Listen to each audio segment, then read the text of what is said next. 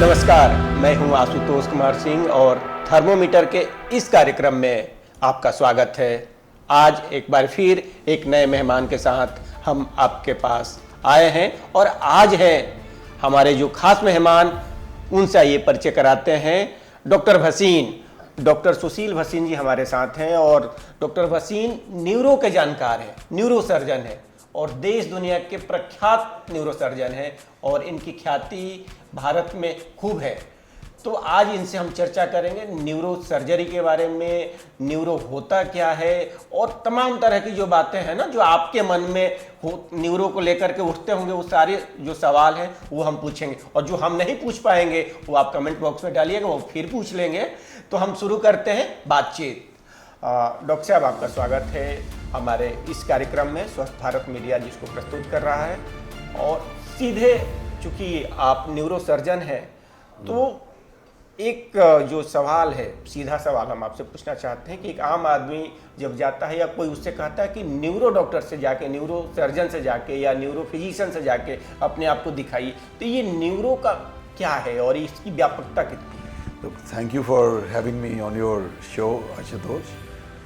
Neuro का महत्व हम जो हैं, जो भिन्न हैं आपस में एक दूसरे से, जो अलग होते हैं, वो अपने ब्रेन के कारण ही होते हैं। न्यूरो का मतलब सबसे पहले आदमी ये सोचता है कि ब्रेन से रिलेटेड, जिसकी जो ब्रेन से रिलेटेड हो और पूरा जो हमारा जिस्म जो चल रहा है, जो हम डिफरेंट है बाकी लोगों से, जो कोऑर्डिनेशन, जो हमारी ज़बान, जो हमारी बात, जो हाथ पांव चल रहे हैं और ठीक तरह मैं आपसे बात भी कर पा रहा हूँ, ये जो अल्टीमेट जो कंट्रोल है वो न्यूरो है।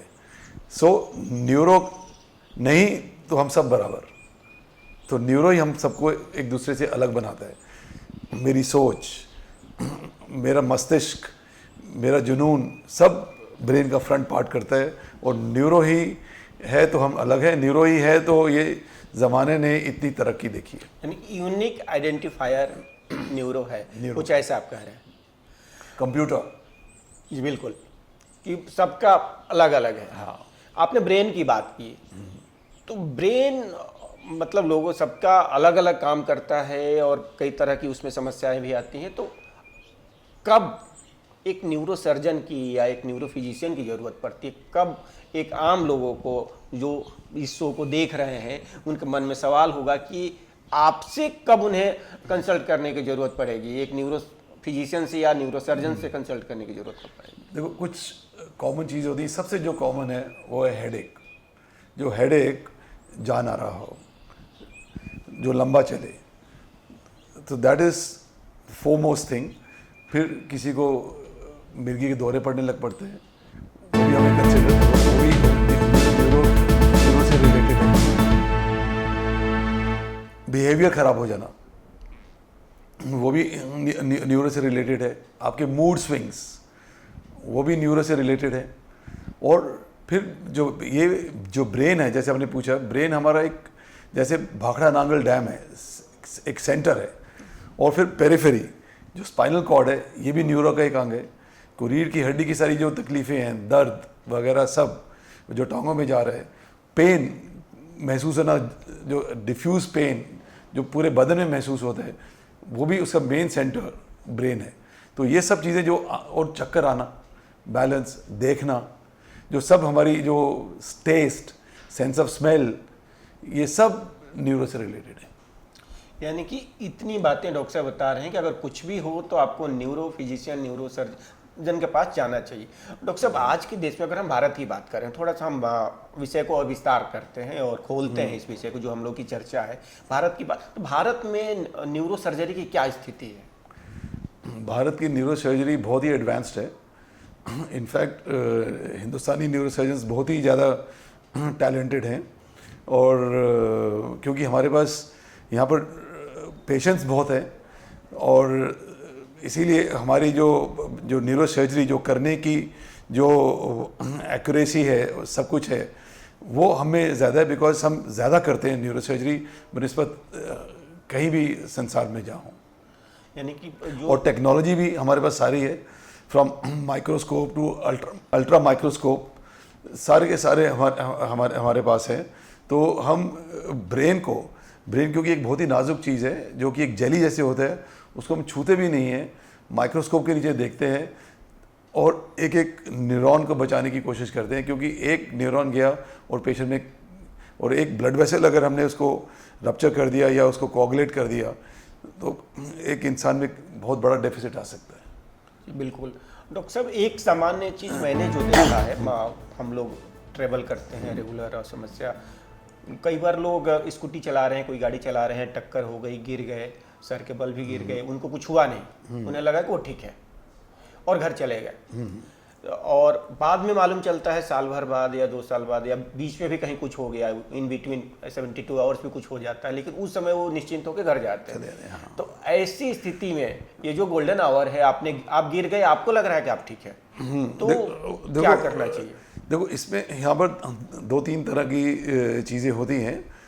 एक, आप गिर गए, आप उठ गए, अब ठीक हैं, पर कई बार आदमी जब गिरता है तो उसकी ब्रेन के अंदर जो क्रेनियल बोन है वो फ्रैक्चर हो जाती है, तो बूंद बूंद बूंद करके ब्लड अंदर निकलता रहता है, जो कि क्योंकि नॉर्मली ब्रेन का प्रेशर 0 है, ब्रेन के अंदर कोई प्रेशर नहीं है।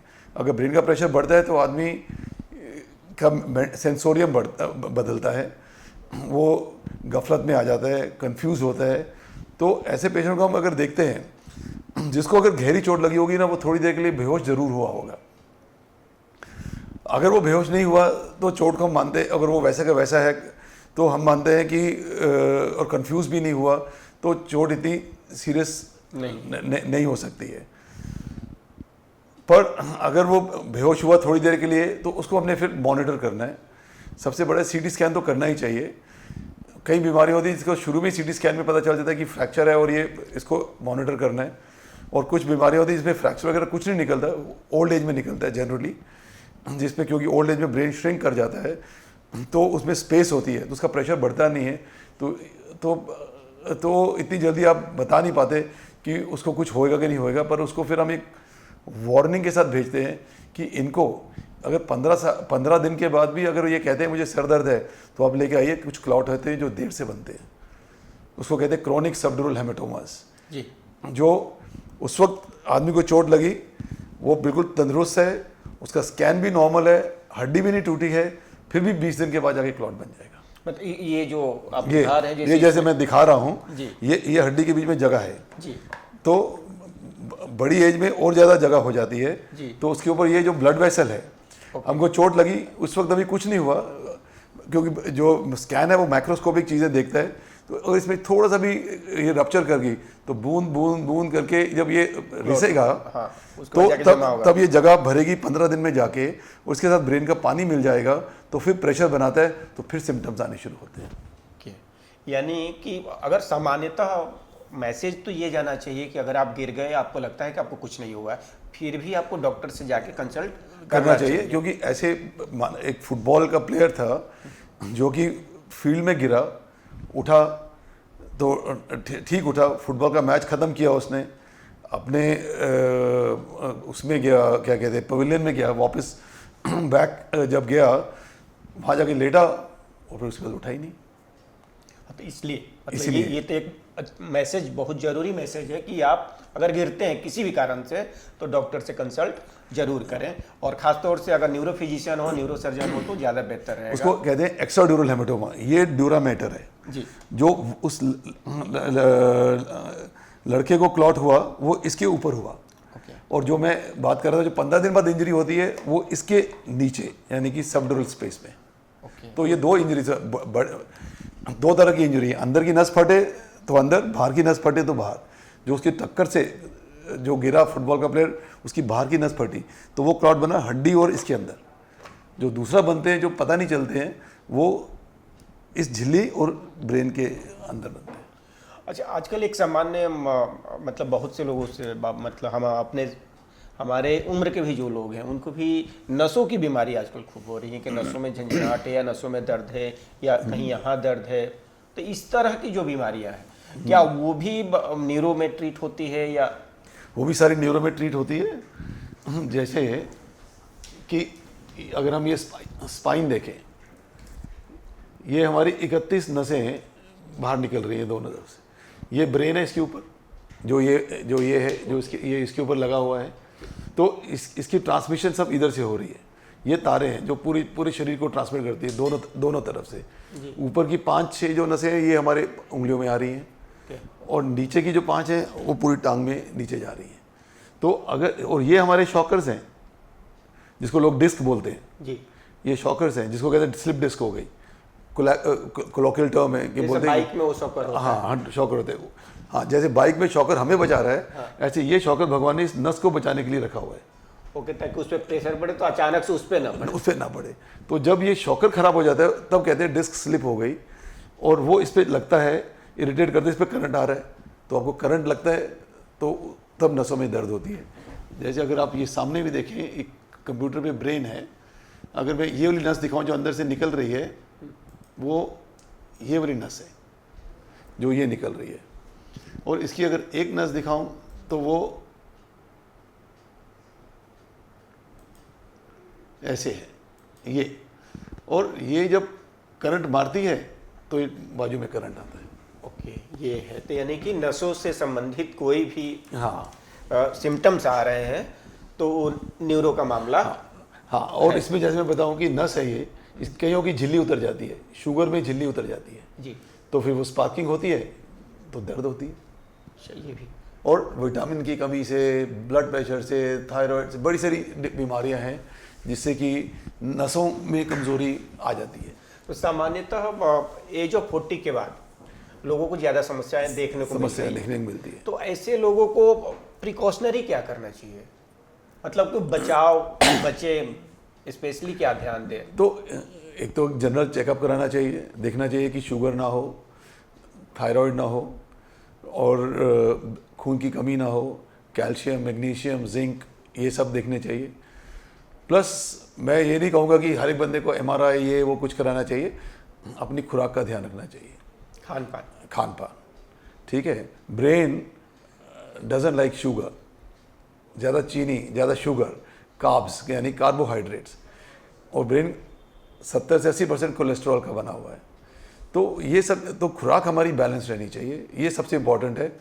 और नींद सबसे इम्पॉर्टेंट है, क्योंकि सोएंगे तो ग्रोथ हार्मोन रिलीज़ होती है, और ग्रोथ हार्मोन रिलीज़ होगी तभी सब मसल, सब चीज़ें रिपेयर होती हैं। और स्ट्रेस का एलिमेंट कम करना चाहिए। नींद, आपने अच्छी बात कही। नींद को भी आजकल के युवा इतना स्ट्रेस में रहता है कि नींद तो आती ही नहीं। ऑफिस का स्ट्रेस है, काम का स्ट्रेस है, पढ़ाई का स्ट्रेस है, करियर का स्ट्रेस, मतलब जहाँ जाइए स्ट्रेस ही स्ट्रेस है। ऐसे में कैसे बैलेंस करें? डॉक्टर साहब, आपने तो कह दिया कि बैलेंस करना चाहिए, लेकिन फिर भी कैसे करें कुछ? ये एक पर्सनल रिजॉल्व है, इसी को ही अपनी कहते हैं विल पावर, ठीक है। और उसको पता भी होना चाहिए कि क्या चीज़ ठीक है और क्या सही है। अगर उसको यही नहीं पता कि क्या सही है तो वो करेगा क्या।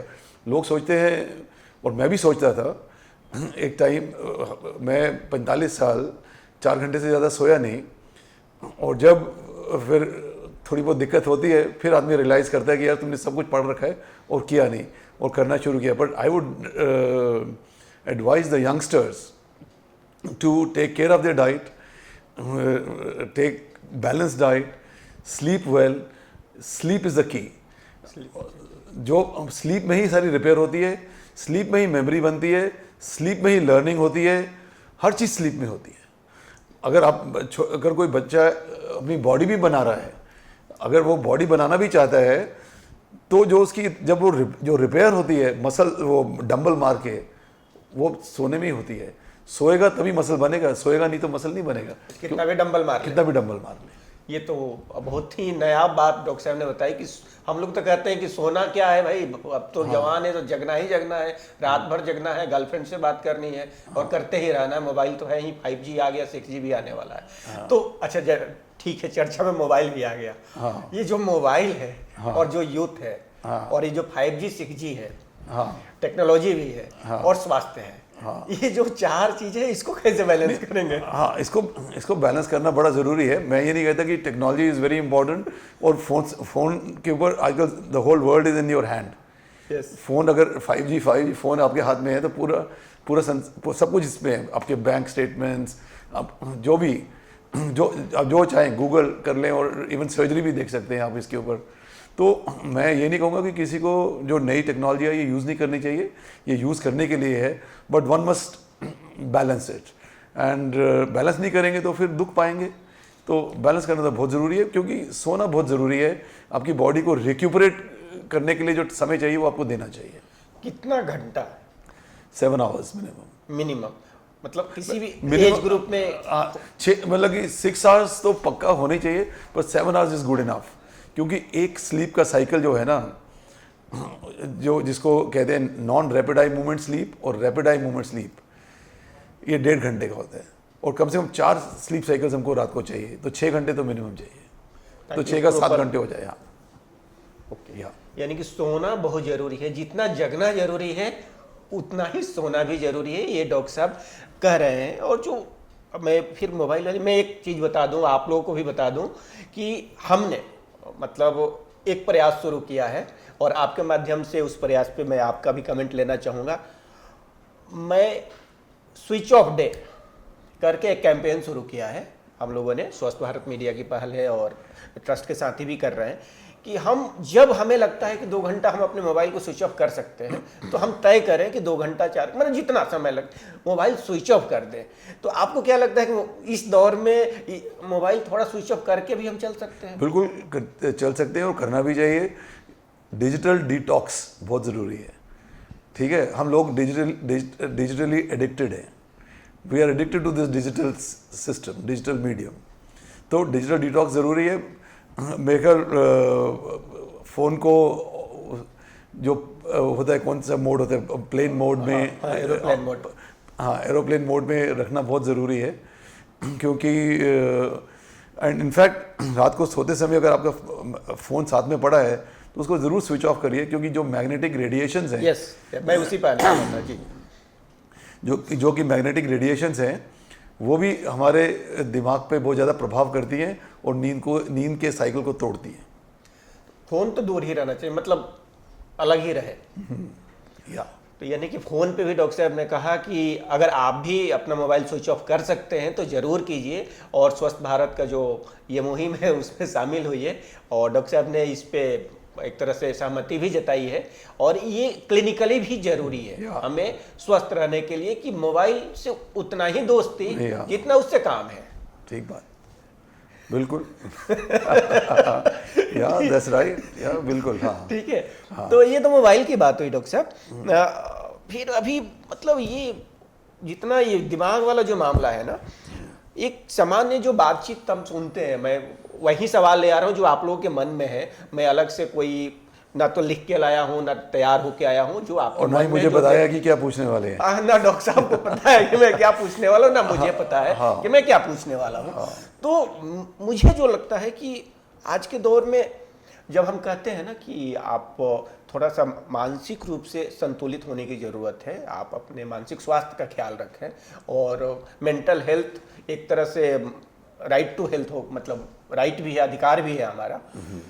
तो मानसिक रूप से संतुलन कैसे बिठाया जाए? क्योंकि ये जो मानसिक व्यवस्था है कहीं ना कहीं फिर आपके न्यूरो का ही मामला है कि हम ये देखो न्यूरो सर्जरी में कम आता है, but to each is own. Actually मानसिक संतुलन रखना बड़ा ज़रूरी है। आप दिन भर क्या करते हैं, आपकी दिनचर्या क्या है, आपकी कंपनी क्या है, आपके दोस्त क्या हैं, आप किस सोशल सर्कल में घूम रहे हैं, ये सब कुछ आपकी मानसिक स्थिति को अफेक्ट करती है। तो लेट नाइट पार्टीज़, बार्स में जाना और इवन उसके बाद ड्रग्स एंड ड्रिंक्स एंड ये सब मानसिक स्थिति को अफेक्ट करते हैं। और इन सब को बैलेंस, हम ये नहीं कहते कि इसको छोड़ो उसको छोड़ो, but I think definitely one should be staying away from alcohol and smoking. ये एक बात है। कुछ सामाजिक स्तर पे भी हमने देखा कि फैमिली में 2-4-5 लोग हैं, किसी को अचानक से, जैसे आपने कहा कि मूड स्विंग हुआ, वो मूड स्विंग हो गया उसका, और वो मतलब बिहेवियर चेंज भी उसका हो रहा है, और घर के लोग लगता है कि ये तो मतलब इसका मन बहस गया, मतलब हम लोकल भाषा में बोले मन बहस गया, ये मन बहसू हो गया, यानी कि किसी की बात ही नहीं मानता है, सुनता ही नहीं है, अपनी ही करता है। इस तरह के आरोप लगाए जाते हैं। इसके ऊपर कोई ऊपर की चीज आ गई है, कैसे कहते नहीं, हाँ, इसके ऊपर माता का या प्रकोप आ गया है, इसको किसी की नजर लग गई है, इस तरह की बातें होती हैं समाज में। लेकिन कोई ये नहीं सोचने के लिए तैयार होता है कि कहीं ऐसा तो नहीं है कि मानसिक रूप से कोई समस्या आ गई हो। क्योंकि जो ब्रेन जो है ना हमारा कंट्रोल हो रहा है बहुत सारे न्यूरोकेमिकल्स के साथ। ब्रेन में सर्किट्स बनती हैं, सोच की सर्किट, समझ की सर्किट, हर चीज़ सर्किट है, और सर्किट में केमिकल्स चाहिए। मूड सारा यहाँ पर है। मूड के लिए अलग केमिकल्स हैं जिसको कहते हैं सेरोटोनिन्स, फील गुड केमिकल्स हम कहते हैं। तो वो जब केमिकल्स डेफिशिएंट हो जाते हैं, कुछ लोगों की कुदरती हो जाते हैं, कुछ लोगों एक्सटर्नल और इंटरनल इन्वायरमेंट्स, मतलब बाहर की चीज़ें भी उसको ऊपर प्रभाव डालती हैं, और अंदर से भी एंडोजेनस एंड एक्सोजेनस कहते हैं उसको। तो वो केमिकल्स का सारा मिश्रण और बैलेंस है। That balance of chemicals is very important. So when the chemicals get deficient, patient gets mood swings, and then we have certain drugs now which can fulfill those chemical deficiencies, और हम restore कर देते हैं उसका behavior भी और balance भी। तो that is very very important। तो उसको ये नहीं सोचना चाहिए ये तेरा वहम है, तेरा ये है, लोग कहते तेरा वहम है, ये ऊपरी है, ये नहीं। one must take the person to the doctor, get him properly evaluated and start the treatment as early as possible। जैसे दीपिका पादुकोण ने भी एक मुहिम शुरू किया डिप्रेशन के ऊपर। One gets depressed, stressed in the profession itself, और बड़ी सारी चीज़ें उसमें। कंपटीशन से भी आदमी स्ट्रेस्ड और डिप्रेस हो रहा है। हाँ बिल्कुल, बहुत से बच्चे आत्महत्याएं कर रहे हैं, आत्महत्या कर रहे हैं, उनको IIT में सीट नहीं मिल रही तो कर रहे हैं। Parental pressure from the society. तो ये सब प्रेशर्स को हमको हैंडल, हम प्रेशर्स डाल रहे हैं पर हैंडल करने की विधि नहीं बता रहे हैं। ये है, यानी कि कहीं ना कहीं सामाजिक रूप से भी हमें एक दूसरे को समझना होगा कि हमारे सामने वाला अगर कोई बिहेव कर रहा है तो बिहेव क्यों कर रहा है, उसके जड़ में जाना होगा। हम जजमेंटल नहीं हो सकते। एंड वन शुड नेवर जज एनीवन, बिकॉज हर एक की एक इसको कहते हैं हर एक के बैकग्राउंड में कोई एक स्टोरी है। बिल्कुल। और वो स्टोरी किसी को नहीं पता, हम जज कर देते हैं यार ये तो ऐसा है, पर वो ऐसा क्यों है, that has to be known. यानी कि समाज के प्रत्येक इंसान को, आपके भी परिवार में कोई ऐसा बच्चा हो या कोई ऐसा बुजुर्ग है या कोई ऐसा व्यक्ति है जिसका आपको लगता है कि पहले तो ठीक ठाक था, अब बदल गया है, और उसका बदलाव जो है नकारात्मक प्रभाव छोड़ रहा है कहीं ना कहीं आपके फैमिली में, तो उसे आपको दिखाने की जरूरत है। ठीक कह रहा हूँ? That's true, ठीक। तो ये मैसेज जाना चाहिए। और एक और सवाल, चूंकि समय कम है और डॉक्टर साहब ने वैसे ही बहुत देर से समय हम लोग को दे रखा है, तो कई बार ये देखते हैं कि लोग को रात में चलने की बीमारी हो जाती है। नींद में है, उठे जगे और चलने लगे। एक दो केसेज ऐसे भी आए हैं कि छत से गिर गए। तो इस तरह के सिम्टम्स भी इसको लाइटली नहीं लेना चाहिए। ये सब चीज़ें जो हैं वो ट्रीटेबल और क्योरेबल हैं, और लोग तो नींद में बातें भी करते हैं, सब कुछ करते हैं, और चोरी करके भी आ जाते हैं, क्लेप्टोमेनिया जिसको कहते हैं। और उसके बाद उन्हें पता भी नहीं रहता कि उन्होंने चोरी की, पता भी नहीं रहता कि उन्होंने चोरी की है। सो वो definitely they must see specialist. बिल्कुल। अच्छा, एक सामान्य सवाल मुझे याद है, शायद 2001 की बात है या 2002 की बात है, BBC पे एक कार्यक्रम आया था स्वप्न लोक। स्वप्न लोग, अच्छा। और वो सीरीज में चला था लोगों के सपनों के बारे में और किस तरह से स्वप्न लोग होता है, किस तरह से राइट लेफ्ट ब्रेन काम करता है, कुछ इस तरह से धुंधली सी यादें मुझे वो है। तो मैं चाहता हूँ कि वो जो धुंधली सी यादें हैं उसको थोड़ा आप ताज़ा करें। ये जो सपने हैं उसका माइंड बॉडी और इससे क्या। देखो, जो सपने आते हैं ना, सपने को कहते हैं कि बड़ी हेल्थी स्लीप है, उसको कहते हैं रैपिड आई मूवमेंट स्लीप। उसमें आदमी ऑलमोस्ट जग जाता है। नींद को भी ना, नींद के अंदर हमारा करंट ब्रेन में चल रहा होता है और उसके बड़े सारे वेव्स होती हैं, alpha waves, beta waves, theta waves और डेल्टा वेव्स। डेल्टा वेव्स में सबसे गहरी नींद होती है। सबसे गहरी नींद के बाद फिर ये साइकिल ऊपर जाता है, आदमी लाइट नींद की तरफ आता है। गहरी नींद में आंखें नहीं हिलती, लाइट नींद में आंखें हिलने लग पड़ती हैं, आई बॉल्स हिले, उसको कहते हैं रैपिड आई मूवमेंट स्लीप। और तब सपने आने शुरू होते हैं। और सपने बड़े ज़रूरी हैं एक आदमी के उसके अंदर, डेवलपमेंट के अंदर, लर्निंग के अंदर। जो आपने दिन भर कोई चीज़ भी की होगी वो सपने के अंदर उजागर हो जाती है। सपने की नींद बहुत आवश्यक है इंटेलिजेंस के लिए भी। और सपने की नींद के बाद फिर आदमी दोबारा गहरी नींद में चला जाता है, फिर लर्निंग होती है, फिर सपने में आता है, फिर जाता है। ऐसे 4 साइकिल्स बड़े ज़रूरी हैं जो नींद के लिए हमें चाहिए। और जो चौथी नींद के बाद जो सपना आता है उसके बाद आदमी की नींद खुल जाती है।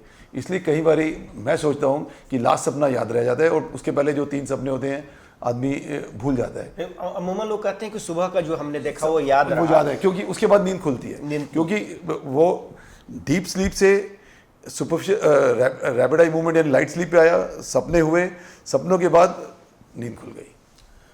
जब सपने सच हो जाते हैं, हाँ, ये सपने सच हो जाना एक कोइंसिडेंस है, मैं सोचूंगा। अगर मैं अपनी बात करूं, हाँ, मैं ऑन कैमरा पहली बार ये बात बोल रहा हूँ। हाँ, 92 की बात है। हाँ, 26 जनवरी 92 मैंने सपना देखा कि मेरी दादी माँ गुजर गई। मतलब शायद 25 की रात में मैंने देखा, 26 की सुबह झंडा तोलन के बाद मैं जाके, मैं उस समय नागालैंड में था, अपनी दीदी को मैंने बताया। दीदी ने मुझे एक थप्पड़ मारा उस समय, क्या सुबह सुबह उठ के ये इस तरह की बातें। 3-4 दिन के बाद तार आया, पहले तार चलता था ना, कि दादी नहीं रही। 26 जनवरी को ही उनकी मौत हुई। एक चीज़। दूसरी बात मैंने ये देखा कि उनकी जो 14वीं 13वीं जो होती है, 13वीं में हम लोग क्या धूमधाम से, चूँकि बुजुर्ग थी, 100 साल के आसपास की थी, तो उस समय टेलीविज़न वीडियो चलाने का प्रचलन था, तो वो भी चला है। मैंने ये भी देखा कि उस वीडियो चलाते समय एक फिल्म चली, उस फिल्म का नाम मुझे याद था, राम तेरी गंगा मैली। मैं जब गांव गया तो मुझे पता चला कि फिल्म भी चली और राम तेरी गंगा मैली भी चली, जो कि मैंने 25 तारीख को देखा था। इसका क्या लॉजिक है? और इस तरह से मेरे साथ होता है। देखो, इसका लॉजिक आई थिंक इसको रिसर्च करना चाहिए इसके ऊपर। I won't be able to comment. I would think it was pure coincidence. Okay, यानी कि अभी जो साइंस है, साइंस इसको नहीं, मेरे को इस चीज़ का ज्ञान नहीं है इतना, क्योंकि मैं सर्जन हूँ। फिर भी मैं कोशिश किया इतनी सारी नॉन सर्जिकल बातें करने की। बट डेफिनेटली ड्रीम भी एक साइंस है जिसके ऊपर बहुत सारी रिसर्च हो रही है। अगर I think you must now go and interview someone who has done lot of studies in dream psychology. Okay, बिल्कुल। अब 1-2 चीज़ तो और, मैंने कई चीज़ें होते रहती है। हाँ। जो मैं देखता हूँ वो होता है। ये ऑन कैमरा मैंने बातचीत में ये बात निकल गई। हाँ। ये मैंने कभी वैसे चर्चा आसपास के जो हमारे मित्र साथी उनको पता है, लेकिन हाँ। ये सार्वजनिक बात नहीं थी, लेकिन मैंने की अभी। तो ये तो सपने की बात हुई। मेरे साथ ये ऐसे कई बार हुआ है कि मैं क्रिकेट खेल रहा हूँ, मैं सोचा कि कल मैच में मैं हाफ सेंचुरी मारूंगा, और सपने में आया कि तुमने मारी है, तो फिर मैंने हाफ सेंचुरी लगाई भी है। तो मतलब या तो ये मतलब कुछ तो है। हाँ। जो कि शायद अभी हम लोग वहां तक नहीं पहुंच पाए हैं, या हमें पता नहीं है। हाँ, कि कुछ चीज़ें अब वो, हालांकि ऑन रिकॉर्ड ही है, मैं ये बात भी बोल रहा हूँ कि सिंपल, मुझे आज से 6 महीने पहले ये सपने में आया कि मैं कापसहेड़ा में, मतलब महिपालपुर वाले एरिया में जा रहा हूँ, आ रहा हूँ। वहाँ पे एक मंदिर है, साउथ इंडियन स्टाइल का कोई मंदिर है, हनुमान जी का मंदिर है। वहाँ पे मैं जाकर प्रसाद ले रहा हूँ, और वहाँ पे मुझे ऐसा लगा कि कुछ है। सुबह उठा, मैंने डिस्कस किया कि इस तरह का मंदिर तो मैंने कभी देखा नहीं, क्या है, कुछ है क्या, नहीं है क्या। पता किया, अपने एक दो दोस्त थे, उन्होंने कहा कि एक साउथ इंडियन मंदिर तो है जो कि एयरपोर्ट वाले प्रांगण में है। हम कहे तब तो जाना चाहिए। मैं गया वहाँ पे तो देखा कि जो जिस तरीके से वहाँ पे सब कुछ है वैसे ही मैंने देखा। मैं बाद में गया हूँ और वहाँ पे वैसे ही सब कुछ होता है। तो इसमें तो लोग पिछले जन्म की भी चीजें ले आएंगे, कहेंगे पिछले जन्म में देखो होगा, इस जन्म में याद पता आया। नहीं क्या है। खैर एनीवे, ये तो This is going out of the scope of this. out of the scope, इस पे मैं भी कोई कमेंट नहीं कर सकता, ये तो बस ठीक साइंस है। के भाषा में कोइंसिडेंट है। लेकिन अच्छा, फिर हम लोग वापस लौटते हैं, थोड़ा सी बातचीत करते करते थोड़े हम लोग इधर से उधर चले गए थे, होता भी है बातचीत में। ब्रेन पे आते हैं हम लोग, जाते जाते मतलब ये अंतिम सवाल है कि हम अपने ब्रेन को कैसे सुरक्षित और स्वस्थ रखें। अगेन वही 3-4 चीज़ें हैं कि ब्रेन को एक तो आहार से शुरू करें, खाएं ठीक, बैलेंस करना। It is basically balance in life, discipline life.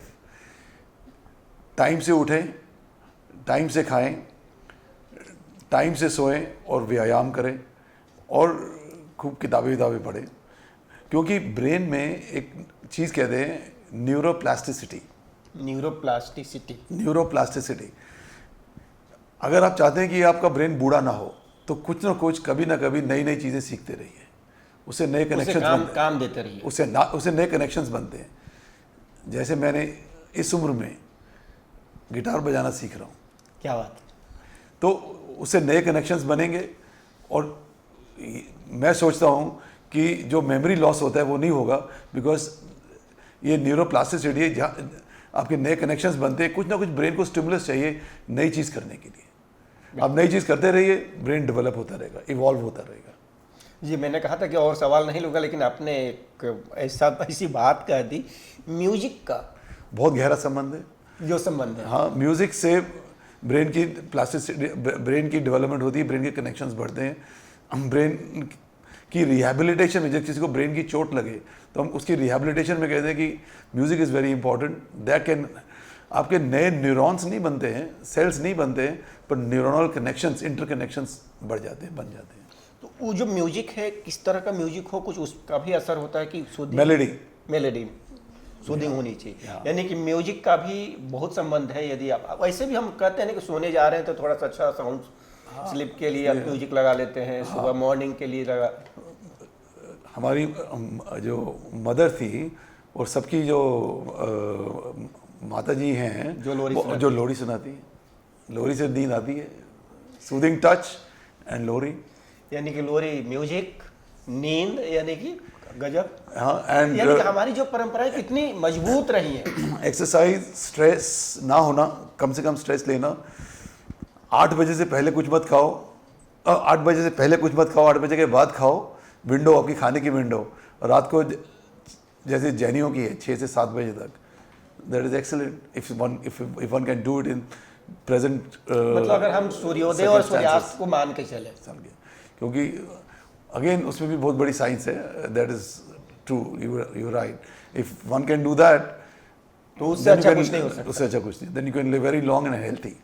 यानी फिर हम अंत में ये कहें कि यदि हम भारतीय जो परंपरा है, ज्ञान परंपरा है, जो विजडम है, जो संस्कृति है, उसके अनुसार चलें तो हम ज़्यादा स्वस्थ रहेंगे। या भारत माता की जय। भारत माता की जय। हाँ, है ना। हमारे को संस्कार मिले ऐसे ही है हमारे पेरेंट्स से। हम मॉर्निंग में कई बार मैं अपने दादाजी के साथ आर्य समाज में हवन करने गया हूँ, तो मंत्र पढ़े हैं। मॉर्निंग, संध्या, इवनिंग, मॉर्निंग में हवन, इवनिंग में संध्या। तो ये संस्कार हैं, तो तभी सक्सेसफुल भी है लाइफ में। बिल्कुल। तो हवन का भी कहीं ना कहीं बहुत शुद्धि, एनवायरनमेंट में शुद्धि होती है, बहुत बड़ी उसका असर है। तो हमें अपना जो ज्ञान परंपरा है, जो भारतीय ज्ञान परंपरा है, उसके साथ चलना चाहिए। और डॉक्टर साहब ने जो मस्तिष्क को, आपके दिमाग को स्वस्थ रखने के लिए जो बातें बताई, उसको आपको मानना होगा। अगली बार फिर किसी नए चिकित्सक के साथ हम बात करेंगे। तब तक के लिए धन्यवाद।